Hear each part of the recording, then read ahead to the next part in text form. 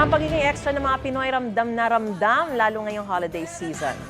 Pati kasi ang pangangaraling ng To the Next Level. Yan ang unang balita ni Joseph Moro. I can think of a better Christmas than my wish coming true. Ganito ang Paskong Pilipino, puno ng sing-along at pangangaraling. Pero kung ito ang kakanta,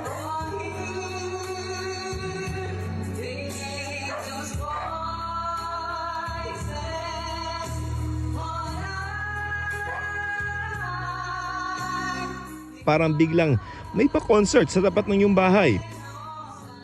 Bitbit kasi ni Daniel Abarico ang malaking speaker at mikropono at ang ilang nakantahan niya tuwang-tuwa sa kanyang birit. Sukay na rin siya ng mga singing contest kaya performance level ang pangangaraling.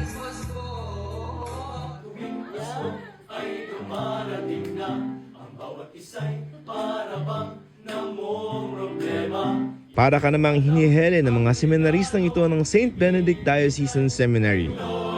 Kaya hindi lamang basta dama ang Pasko, dagdag pa sa lamig ng panahon, ang lamig ng boses nila may sayaw pa. Mula Limanan, Camarines Sur, dumayo sila sa Maynila para mangaraling at kapag narinig na sila,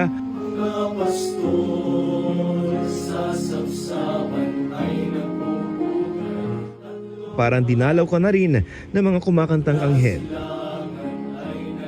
Ito ang unang balita. Joseph Morong para sa GMA Integrated News. Gusto mo bang mauna sa mga balita? Mag-subscribe na sa GMA Integrated News sa YouTube at tumutok sa unang balita.